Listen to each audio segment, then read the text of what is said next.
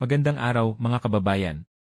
Mainit na balita sa mundo ng boxing, ang ating pambato na si Mark Magnifico Magsayo ay nakatakdang bumalik sa ring ngayong Disyembre 14 sa Thunder Studios, Long Beach, California.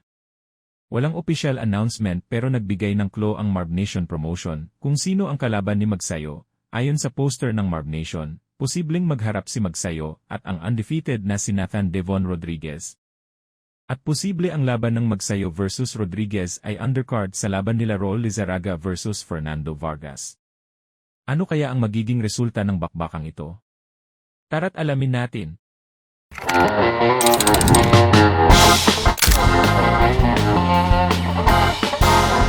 Si Mark Magnifico Magsayo, dating WBC featherweight champion, ay kilalang-kilala dahil sa kanyang bilis, lakas, at agresibong estilo sa ring. Sa kasalukuyan, siya ay nasa super featherweight division, dala ang record na 26 na panalo, 17 dito via knockout, at 2 talo. Hindi biro ang kanyang karanasan sa laban, at sigurado tayong gutom si Magsayo para muling makuha ang kasikatan sa international stage. Samantala, ang kalaban niyang si Raul Nathan Devon Rodriguez ay isang undefeated fighter na may record na 16 wins with 10 knockouts. Isa siyang rising star sa super featherweight division, at tiyak na hindi niya basta-basta ibibigay ang kanyang malinis na record kay Magsayo. Gaano kaya kahanda si Rodriguez laban sa isang veteranong tulad ni Magsayo? Napansin ng marami ang isang kakaibang detalye sa poster ng laban, wala itong binanggit na weight class o timbang. Bakit kaya? May haka-hakang ang dahilan nito ay upang maiwasan ang biglaang pagbabago sa timbang ng mga boksingero. Posibleng gustong magbigay ng flexibility ang promoters sa catchweight, lalo na't parehong nasa super featherweight division ang dalawang mandirigma. Kung paghahambingin ang dalawang boksingero, mas lamang si Magsayo sa karanasan at knockout power.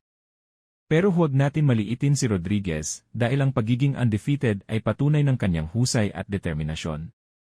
Ang tanong, masusubukan ba ang tibay ng batang undefeated laban sa isang bihasang veterano? Si Magsayo ba ang magiging unang tutuldok sa perpektong record ni Rodriguez? O patuloy na iingatan ni Rodriguez ang kanyang korona bilang undefeated fighter? Malapit na ang Disyembre 14 at tiyak na abangan ng lahat ang labang ito.